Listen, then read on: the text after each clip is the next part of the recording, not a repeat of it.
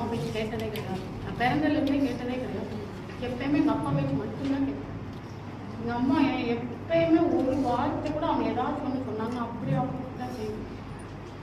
இன்னைக்கு தான் தெரிஞ்சு எங்கள் அம்மா எனக்காக எவ்வளோ கஷ்டப்பட்டுருக்குன்னு என்னால் அதை கண்டிப்பாக பண்ணவே முடியும்.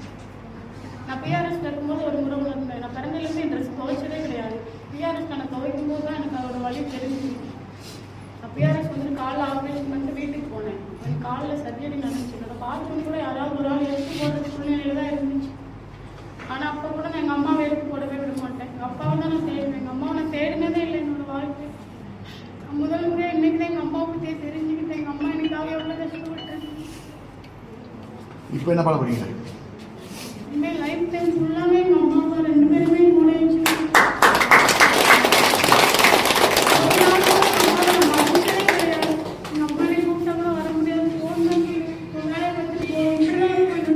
இப்போ நம்ம இதை முடிச்சோடனே இப்போ ஃபோனில் நம்ம மட்டும் பேசுகிறேன்.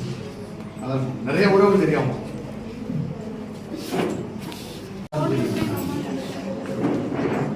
என்னோட பேர் இந்தியா. நான் இப்போ தான் நேற்றுக்கு தான் ஜாயின் பண்ணேன் சிட்டி ஏரில். நான் என்னோட தங்கச்சி 2 பேர் தான். அண்ணன் தம்பி யாரும் இல்லை. அப்பா தவிர எங்களுக்கு அம்மா அப்பா தவிர வேறு எந்த ஒரு சொந்த பந்தமும் எங்களுக்கு காட்டல. எங்கள் அப்பா அவர் வந்து ஒரு கேன்சர் பேஷண்ட் இறந்துட்டாரு. நான் +1 படிக்கிறப்ப எங்களுக்கு எல்லாமே செஞ்சாரு. கஷ்டம்னா எனக்கு என்னன்னு தெரியாது. சாப்பிட்டு தட்டை கூட வந்து எங்கள் வீட்டில் நான் தள்ளி விட்டுட்டு போயிடுவேன். அந்த அளவுக்கு எல்லாமே எல்லா செல்வத்தையும் காமிச்சுதான் எனக்கு வளர்த்தாரு.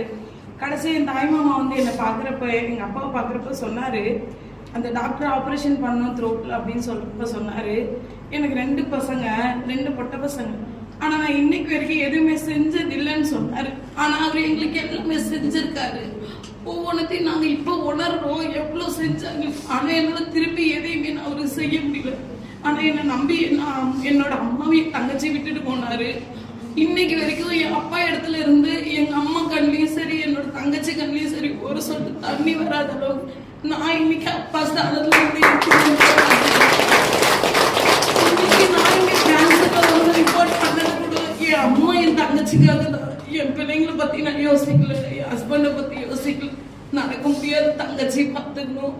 அப்பா இல்லாத ஒரு அம்மா இருக்கிறப்ப அந்த வீட்டில் நான் ஆம்பளையா இருந்து எல்லாத்தையும் நான் தான் பார்த்துக்கணும். அம்மாவுக்கு ஹார்ட் ஆப்ரேஷன் பண்ணேன். தங்கச்சி கால் ஃப்ராக்சர் இருந்துச்சு.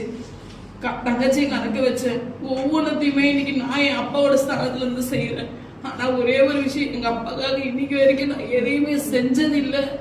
ஆனா அவருக்கு செய்ய வேண்டியது எல்லாத்தையும் எங்க அம்மா என் தங்கச்சிக்காக செஞ்சு நான் அழகு பார்த்துக்கிறேன்.